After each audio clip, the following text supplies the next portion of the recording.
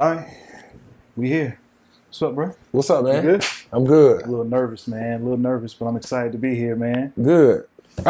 Listen, I know Blue Marble Media Group used to be behind the camera, but just we're gonna relax and we just gonna have a conversation. The reason why I wanted to do something like a podcast is to, shed light on my story. And I deal with a lot of kids now that my kids are getting old, not just my kids, some of their friends that come to the house. And it seems like these kids these days, they're just a little off. Yeah.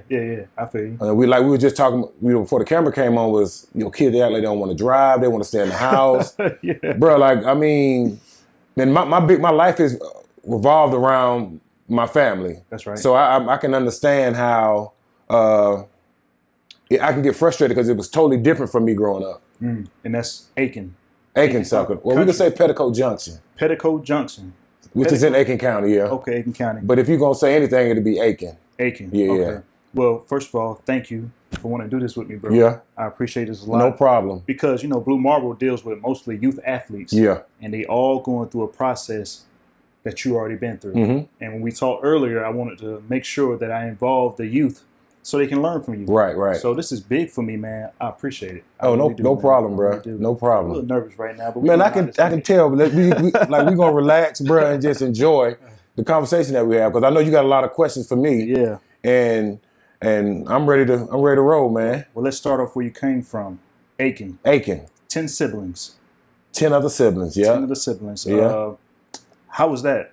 Man, listen. My wife always gets on me because I can sleep in a house that's rambunctious with the boys running around.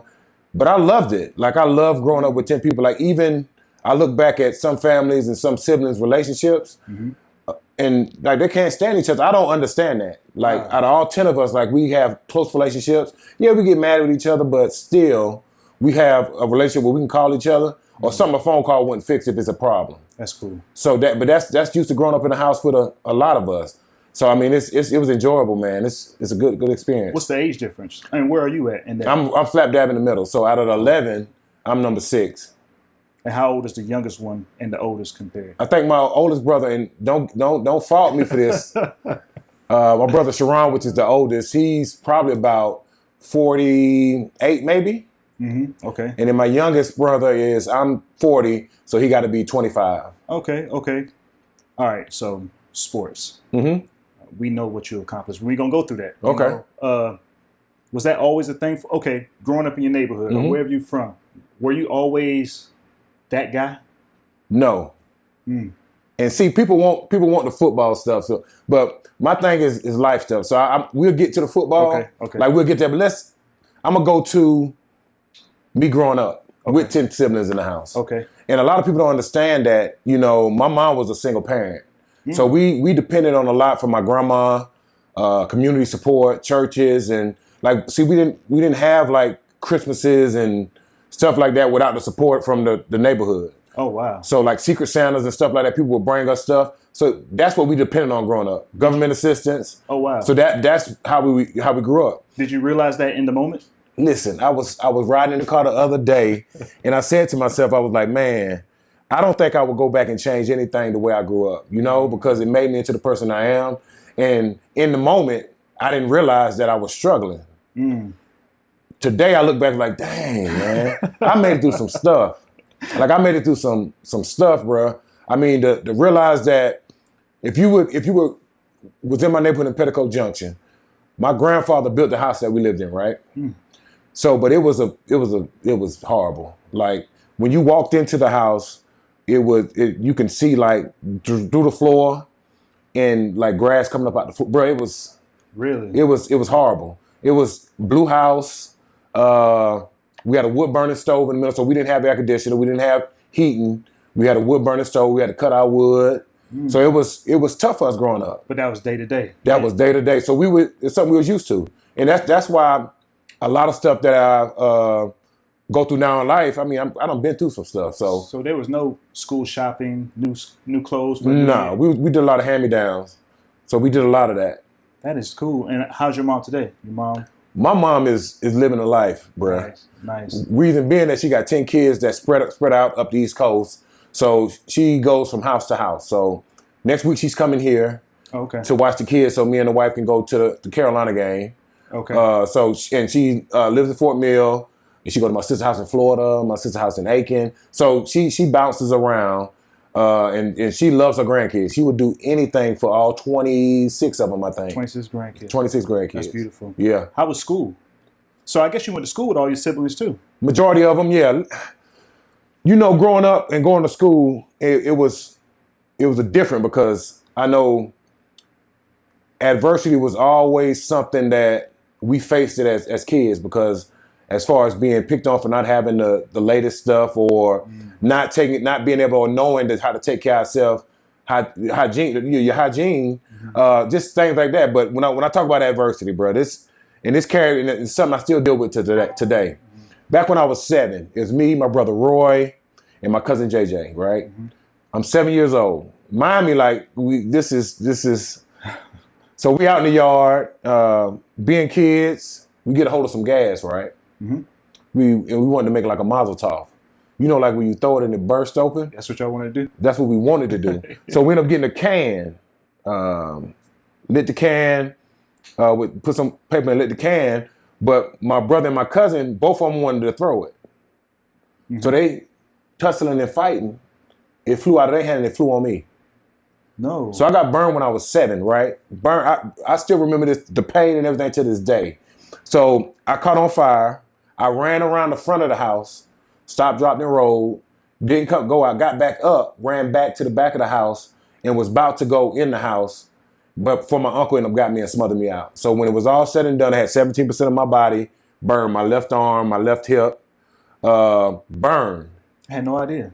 Burned. And I noticed that. Yeah, I noticed the scars. Not. Yeah. I assumed football for some reason. Everybody always assumed that. But I didn't want to ask about it, because I was like, man, what's going on? Yeah. That's crazy. 7, bro. So I had to go to the hospital, bro. I had skin grafts. I remember landing with the paramedics and asking them, you know, am I gonna live? Am I gonna live? Wow. And it was so painful, bro. Like I still remember the pain, like to this day. 7 years old. 7 years old. Wow. 7. So I was in the hospital, had to learn how to walk again in the hospital for 3 months. Really? And good thing that I was close to one of the best hospitals in the country that everybody comes to, which is in Augusta, Georgia. Back then it was called, I think Humana or something, but now it's called, it's whatever burn center it's called, but it's in Augusta. So, and they had to do skin grafts, take skin from my thighs and put it on my hip, and it was crazy. That's crazy. But there's a catch. 2 years later, I'm at my friend's house, and we'll go back to me being burned again. But 2 years later, I'm at my friend's house, and we playing with fire again. When they tell you, like, people just don't learn. After that incident, I should have learned. But the thing, what happened was something caught on fire. So the woods was about to catch on fire. So we went to stomping out the fire, and my shoe caught on fire. And I couldn't get my shoe off fast enough, so I got burned on my right ankle 2 years later. No. 2 years later. Back to the hospital. Back to the hospital. And like when stuff like that happens, people gonna come to your mom like something that you're not doing right. Didn't even think about that. So I know I heard a conversation saying that, possibility of, taking us kids away from my mom. Oh, wow. So, but people don't realize that my mom did all she could do. All she could do. And with the help of my grandma and all that. So it was tough. And then having to go to school, being kept back in 7th grade, well, in 2nd grade for being burned because my mom ended up keeping me back because I missed so much school, being homeschooled. Your and all that. Homeschooled you? No, my teacher used to come to the house and teach me because I wasn't ready to go back to school yet because of the burns. So they that was another process. So you say you're going to your friend's house. Paint a picture of this neighborhood. It's not a neighborhood. Not like a no. You're in the country. I'm in the country. So when y'all in the woods, we're in the woods. Okay. It's gonna take the paramedics a little bit of time to get to you. the firemen a little bit of time to get to you, and it was rough. Like it was rough. Like it wasn't. I mean, because kids. I mean, you would have. And my house is a blue house sitting on top of the hill. Got a dirt road across, and we had neighbors that grew like corn, watermelons, bro. It was country. My grandma raised hogs, like chickens, and so like that was life. It was, and I loved it. Like if I need to clean a hog right now, if I need to kill a hog and survive off the land, I can do that. That's nice. Now my kids, they ain't gonna be able to do that. They not.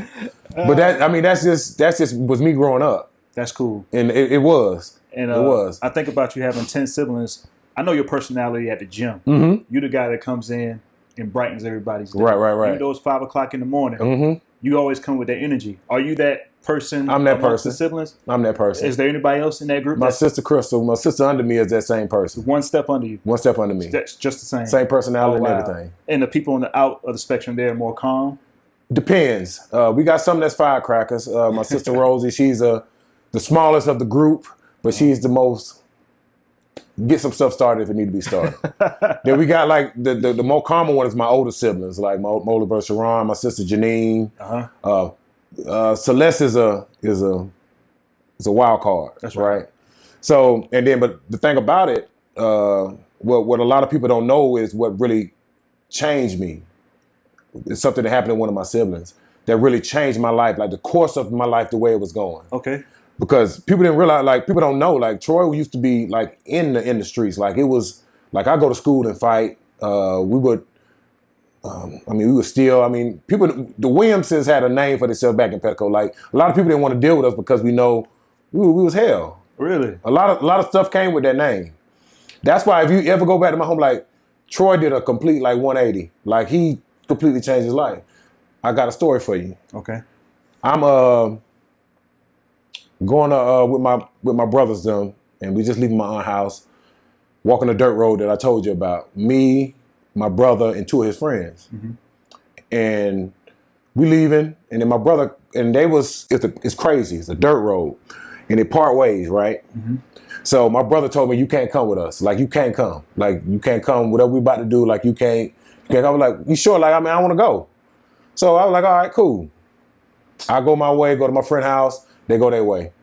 I go to bed that night, get up. My brother said, go wake your brother Roy. His name was Roy. Go wake your brother Roy up. So I go in there. He wasn't in the room. So I'm like, Didn't think nothing of it. Went to school. The 2 friends that he left with the day before came up to me, was like, did Roy come home last night? I was like, no, last time I seen him, he was with y'all 2. So I'm like, but cool. So I didn't really think nothing of it. Went through the whole day of school. Get on the bus, was about to get off the bus, and I see my auntie come up to the window and said my brother died in a car accident. Wow. The 2 guys that he was with, they stole a car. Driving, wrecked the car, pulled my brother out of the car, left him on the side of the road, and went home. And came to me the next day and asked me, did my brother come home, bro?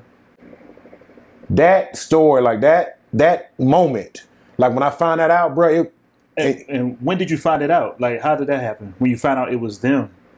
I knew it was them. Oh, you knew automatically? Because they were together when they left. Okay, so you connected the dots right then and there? Right then and there. Right then and there. And they came up to me, bro, and asked me that. So as they walking away from you, after asking you, in your mind, you like, oh, y'all had something to do with this? Not, but see, they asked me at school. I didn't think nothing of it then. I didn't find out till getting off the bus from school. That same day? That same day. My aunt came up to the window and told my bus driver that my brother died in a car accident that night. And the 2 guys that were with them, drug him out the car, left him on the side of the road. And back then I was fear. It took me a long time to get over that, because I look at the ages, because I was 12 at the time and my brother was 14. So, and I just imagine if I was a 14-year-old, my friend just got killed in a car accident. But I'll go around to schools and I go around talking to kids all the time about be careful who the people that you choose, right? Because you are so-called friends. That's right. I mean, you think somebody that's gonna hold you down, that's gonna be there for you until trouble hit. Man. Then when trouble hit, they run away. They run away and they hide until they get exposed. And they got exposed. And the biggest thing from that I took from that, because I remember straight up, like being a 12-year-old boy and having, my mom, she was there strong for us. My siblings, like we all came in together, and even the community. And looking at my brother in his casket at 12 years old and be like, you know what? I don't want to end up like that. So what happened was my godfather, which was trying to get to my brother, my brother was like, he tell me to do something, I do it.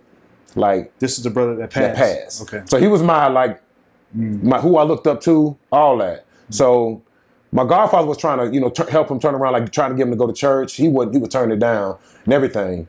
So he wasn't my godfather at the time, but he came and talked to my mom and was like, well, we don't want nothing else to happen to nobody else. Let me, you know, mentor Troy, get Troy at the house.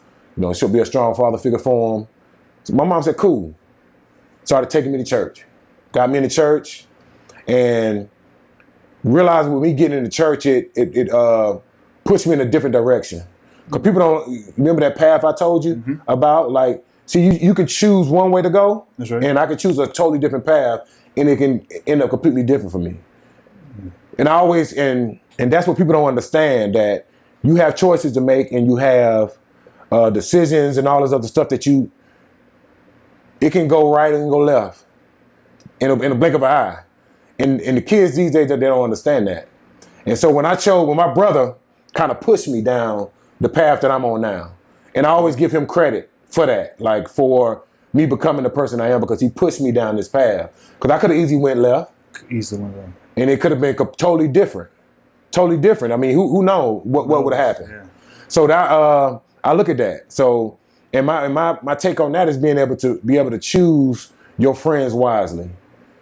Man. You don't choose them wisely, man. They'll leave you on the side of the road, and it's just that simple. It's just that simple. I had no idea. That's crazy. It's crazy, man. I'm trying to like, people don't realize, like, everybody got a story, but I got a story. Like, people just think I wake up in the morning and smile just because.